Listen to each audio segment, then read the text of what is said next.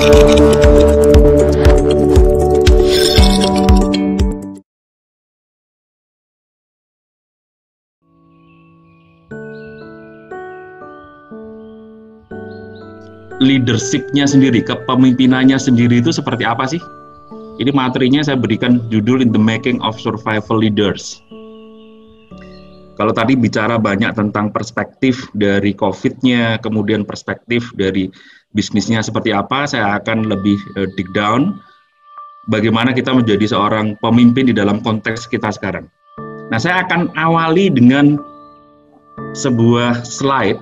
Saya yakin sebagian besar dari Anda sudah pernah membaca dan sudah kenal dengan seorang pengarang yang sangat menginspirasi ini, Dr. John Maxwell. Beliau menyatakan everything rises and falls on leadership. Segala sesuatu itu bangkit dan jatuh karena kepemimpinan, gitu ya. Everything, kalau gini disebutkan, everything ini bisa suatu negara, bisa sebuah perusahaan, bisa kalau Anda seorang kepala divisi Anda, kalau Anda seorang manajer departemen Anda. Jadi everything rises and falls on leadership. Kalau saya boleh coba untuk kembali ke masa lalu, di masa lalu di negara tetangga kita yaitu Malaysia, Mahathir Mohamad selama 18 tahun memimpin Malaysia dan kemudian membawa Malaysia menjadi negara yang termaju kedua atau kadang-kadang ketiga di Asia Tenggara, hanya kalah oleh Singapura, gitu ya, selama 18 tahun. Dan kemudian Najib Razak selama 10 tahun berkuasa mewariskan 5 triliun kekayaan di istrinya, itu hanya untuk sepatu, hanya untuk tas, hanya untuk perhiasan. Dan kemudian yang diwariskan ke Malaysia adalah hutang yang sedemikian besar dan skandal korupsi IMDb yang luar biasa yang sampai sekarang juga masih ribut, gitu ya. Di dalam konteks korporasi, saya bawa ke masa lalu, belum terlalu jauh juga. Kalau kita kenal ahli manajemen yang paling hebat di dunia di abad 20, namanya adalah Jack Welch. Jack Welch selama 30 tahun karirnya sebagai CEO di GE, General Electric, mampu membawa GE market value-nya naik 4.000%, 40 kali lipat. Nah, kemudian suksesornya yang ditunjuk sama Jack Welch juga, Jeff Immelt namanya, itu berkuasa selama 16 tahun, dan market value yang sudah di-create sama Jack Welch selama 30 tahun berkurang minus 30%. Ini saya paparkan untuk menggambarkan bagaimana kepemimpinan seseorang, apakah di level negara, apakah di level organisasi bisnis, sangat-sangat berpengaruh terhadap survivalnya, suksesnya sebuah negara, sebuah perusahaan, organisasi, everything. Saya pernah menjadi saksi hidup pada waktu saya kerja di sebuah perusahaan, bagaimana perusahaan yang sebelumnya merah, bottom line-nya dipimpin oleh seorang ekspatriat, kemudian hanya butuh, dalam tanda kutip ya, hanya butuh 2 tahun untuk kemudian jadi biru dan luar biasa. Dan kemudian diganti lagi oleh seorang CEO yang lain, hanya butuh 1 tahun untuk kemudian deteriorating kembali, menjadi turun kembali. Jadi everything rises and falls on leadership menjadi sangat relevan. Apalagi dalam konteks-konteks organisasi di mana sistemnya itu masih belum berperan kuat di dalam mendorong kinerja dari organisasi tadi. Ini sudah banyak dibahas oleh pembicara sebelumnya. Saya hanya ingin menunjukkan bahwa COVID-19, sebuah turbulensi yang kemudian mendorong sebuah krisis yang terjadi di mana-mana. Ada bayangkan bagaimana Italia, Spanyol yang sudah krisis menjadi makin krisis, bagaimana Brasil dan kemudian negara adidaya terbesar di dunia, ke-1 atau ke-2 sekarang lagi kejar-kejaran dengan China itu, Amerika juga mengalami krisis yang luar biasa. Nah, artinya bahwa ada suatu kondisi krisis yang hebat, turbulensi, yang harus dihadapi oleh para pemimpin gitu ya, oleh Anda. Apakah peran Anda sebagai CEO organisasi, direktur organisasi, apakah Anda sebagai CEO di divisi Anda, sebagai kepala divisi, apakah Anda CEO di departemen Anda sebagai seorang manajer atau whatever your positions, your roles gitu ya. Jadi apa yang harus kita miliki untuk supaya kita survival?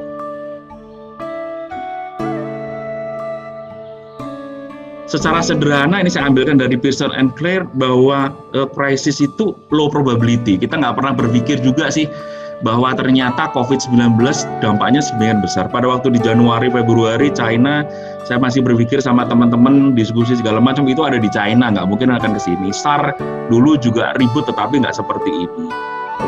Flu burung juga ribut tapi nggak seperti ini. Ternyata low probability itu menjadi suatu memberikan high impact yang luar biasa dan menciptakan ancaman-ancaman terhadap kelangsungan hidup tidak hanya negara tetapi juga perusahaan-perusahaan di mana kita berada. Sementara kita masih bingung ini apa yang harus kita lakukan, resolusinya seperti apa. Nah, bayangkan kita, Anda dan saya itu seperti yang ada di depan ini. Tadi sama Pak Bang Ali udah ada turbulensi, ada sebuah dorongan, ada sebuah angin topan yang luar biasa. Sementara kita hanya berlindung oleh sebuah payung yang kita pegang dan kita harus melewati badai itu. Jadi sebenarnya kualitas kita sebagai pemimpin itu harus seperti apa gitu? Apa yang harus kita miliki? Apa yang harus kita miliki sebagai seorang pemimpin? Di dalam kita berjuang untuk survive organisasi kita, negara kita, kalau kita seorang pemimpin di dalam negara ya, atau divisi kita kalau Anda sekarang division head gitu ya. Apa yang harus, kualitasnya seperti apa yang harus Anda miliki.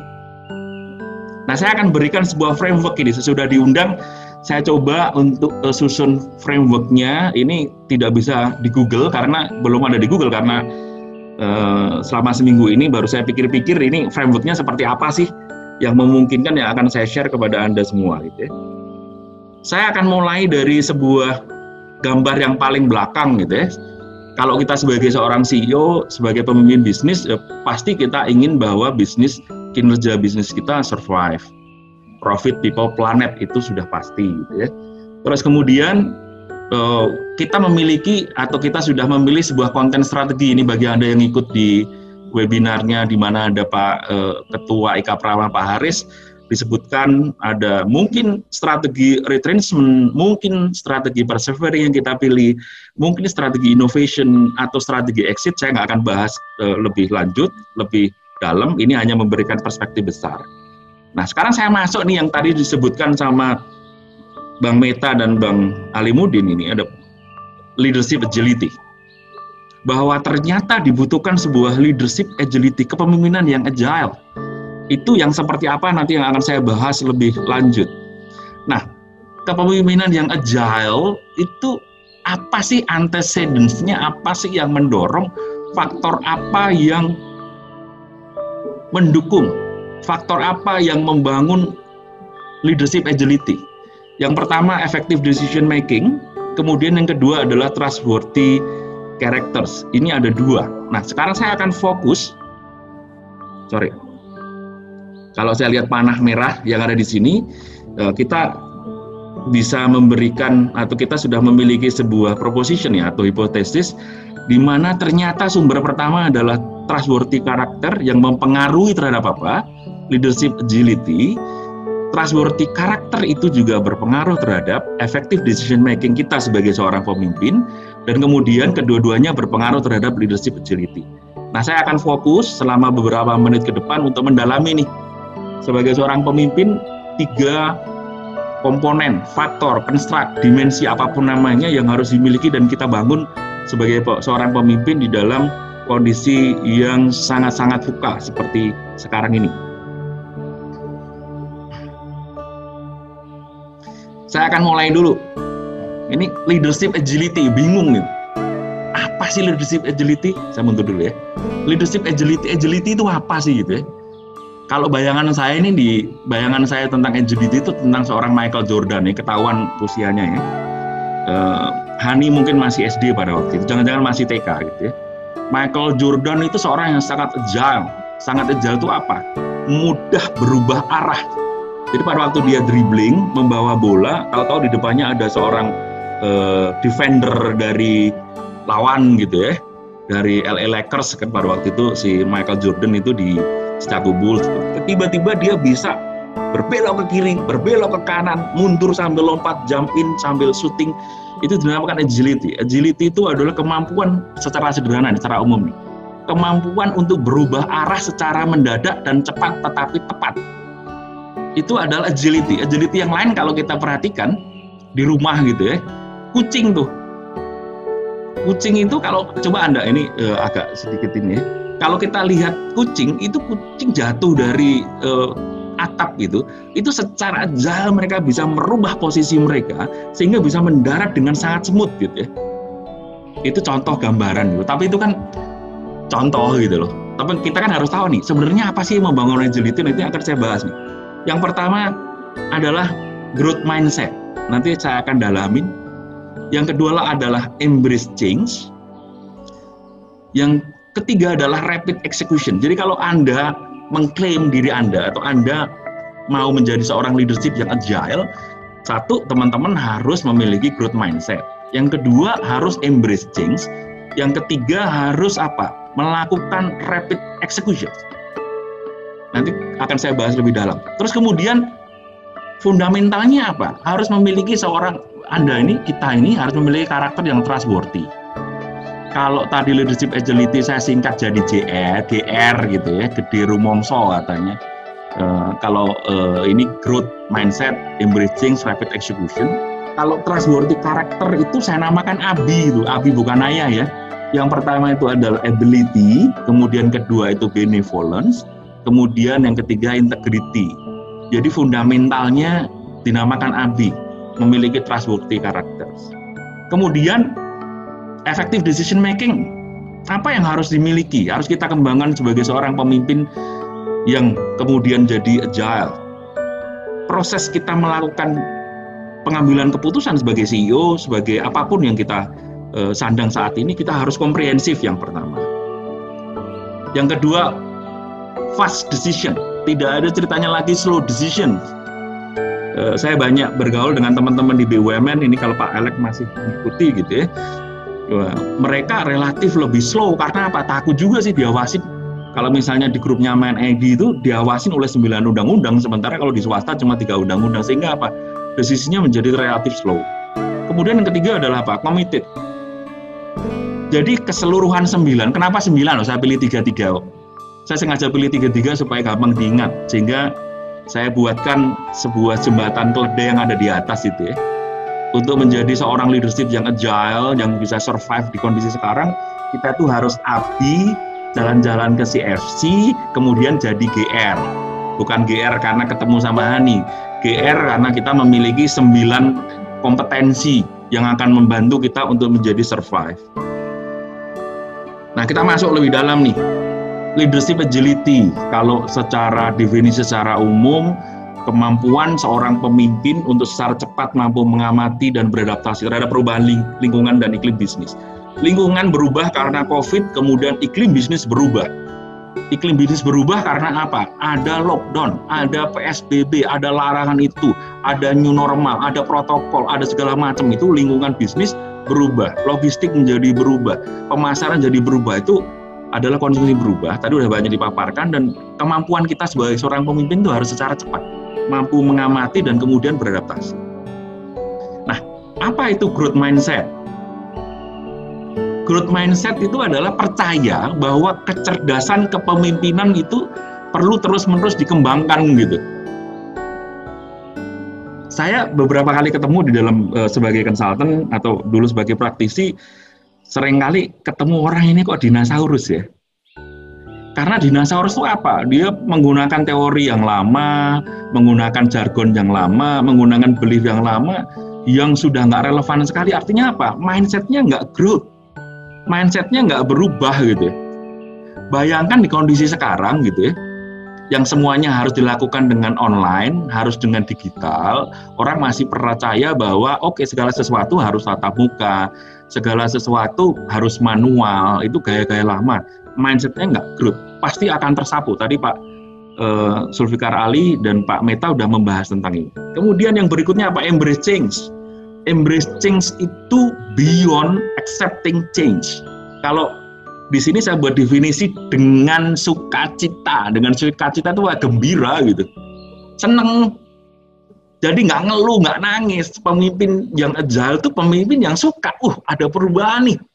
Karena ada perubahan, ada peluang. Tadi Pak Alek bilang bahwa ada krisis, ada opportunity, ada peluang. Saya bisa masuk ke situ. Saya bisa mengambil kesempatan yang ada. Bukan kemudian saya nggak mau berubah. Ataupun kalau berubah terpaksa. Itu namanya accepting change. Tetapi apa? Sukacita dan kemudian memanfaatkan peluang itu gitu ya. Yang ketiga apa? Rapid executions. Ini kalau saya boleh kutip, pakai aja deh slogannya Nike, just do it. Walaupun harus hati-hati. Nanti dalam decision making, rapid itu tidak berarti tidak komprehensif. Nanti saya akan paparkan. Mohon maaf Pak. Oke. Saya akan cepatkan, oke. Yes. Di trustworthy karakter yang pertama tuh ability. Ability itu apa? Set of kompetensi, set of tool, karakter bahwa kita bisa melakukan sesuatu dengan baik. Sebagai seorang pemimpin kita punya set of tool, set of kompetensi. Sebagai seorang pemimpin harus leader manager, harus bisa PDCA, harus bisa ISAC. ISAC itu singkatan dari inspires, change, empower, kemudian coach gitu ya. Itu harus dimiliki supaya kita menjadi seorang yang trustworthy. Kemudian apa? Benevolence. Benevolence itu apa sih? Motif yang baik, motif yang tulus. Sebagai seorang pemimpin melakukan perubahan menghadapi kondisi sekarang bukan karena supaya tantim saya tetap banyak gitu kan.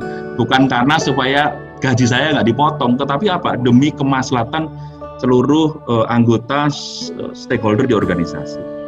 Kemudian yang berikutnya adalah integrity. Integrity sederhana. Talk the walk, walk the talk. Punya value yang jelas dipegang dan orang bisa lihat. Saya kalau lihat seorang Pak Zulfikar, saya lihat seorang Hani, itu punya value yang jelas dan mereka melakukan itu. Itu seorang yang punya itu secara konsisten. Yang terakhir, effective decision. Yang pertama adalah komprehensif. Komprehensif secara sederhana, saya seperti juga Pak Zulfikar, Pak Ali Mudin ya, dari teknik gitu. Komprehensif itu dimensi, 3 dimensi. Kalau di permukaan itu permukaan bidang ya, panjang kali lebar, tetapi ditambah dengan kedalaman. Jadi komprehensif itu prosesnya dilakukan dengan baik. Jadi sumbu Z-nya adalah konten-kontennya itu dibahas dengan kedalaman, melibatkan seluruh pihak, itu namanya komprehensif. Tetapi ingat, komprehensif itu kemudian tidak jadi alasan itu jadi lambat, tetap harus fast decision. Saya sering ketemu, Pak, kita nggak boleh cepat-cepat Pak. Oke, saya perhatiin selama seminggu mereka nggak ngapa-ngapain gitu. Tetapi orang bilang, oke Pak, kita lakukan. Itu selama 2 hari mereka digging the data, diskusi segala macam, dan kemudian 2 hari membuat keputusan gitu loh. Yang sementara yang bilang nggak boleh cepat-cepat, 1 minggu nggak ngapa-ngapain. Jadi kita harus bedakan dengan jelas antara fast decision yang ngawur dengan fast decision yang tetap komprehensif. Nah, yang kemudian yang ketiga yang paling penting adalah harus committed gitu loh. Sebagai seorang pemimpin, pada waktu keputusan diambil, kita harus komit 110% untuk mengeksekusi, dan kemudian juga memastikan bahwa anggota tim kita juga committed untuk melakukan eksekusi. Nah, sudah masuk juga di fase terakhir nih, Mbak Hani, jangan khawatir. The most important questions-nya buat kita semua adalah seberapa agile sih Anda, teman-teman semua gitu ya, yang hadir di tempat ini gitu ya. Kalau boleh saya buatkan secara sederhana gitu ya. Tadi kan ada 9 dimensi gitu ya. Ada 9 dimensi, ada 3 dimensi besar, ada 9 dimensi kecil yang untuk mengukur gitu ya. Kalau skala 1 sampai 10 gitu ya, kita semua itu trustworthy kita. Mengukur trustworthy kan nggak mudah kan, mengukur nih ability, benevolence, integrity kita 1-10 berapa? 1 paling rendah, 10 paling tinggi. Kita ada di kadar berapa sih? Ada di berapa tingkat, di level mana? Kalau paling baik tanya ke organisasi Anda, tanya ke peer, tanya ke anak buah. Kemudian kadar efektif decision making kita seberapa tinggi, komprehensifnya, fast-nya, committed-nya itu seberapa tinggi. Kita suka melibatkan orang nggak, memastikan mereka committed nggak. Nah kemudian baru yang ketiga kita ngukur di kadar leadership agility kita, growth mindset, embrace change, rapid execution itu juga seberapa tinggi. Kalau nanti Anda tanya ke sekeliling nilai Anda di bawah 5, sorry, kelihatannya Anda nggak akan survive sebagai pemimpin. Kalau Anda 5-7, jangan seneng dulu, itu mediocre, pas-pasan. Tetapi kalau Anda bisa dapat angka 7, bahkan 8, 9, nah baru kalau boleh prediksi, Anda akan menjadi pemimpin yang survive dalam konteks sekarang. Will you survive in the turbulence as a great leaders? Itu pertanyaan yang penting yang akan menghantui, jangan menghantui, memalekati kita sampai dengan akhir tahun ini.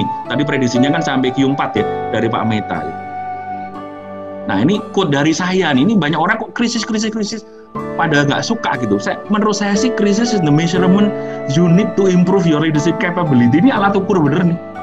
Kalau kemudian Anda survive, you are a true leader, great leaders. Kalau enggak ya kesempatan kita untuk belajar untuk menjadi lebih baik. Demikian paparan dari saya. Terima kasih Mbak Ani, saya kembalikan ke Mbak Ani.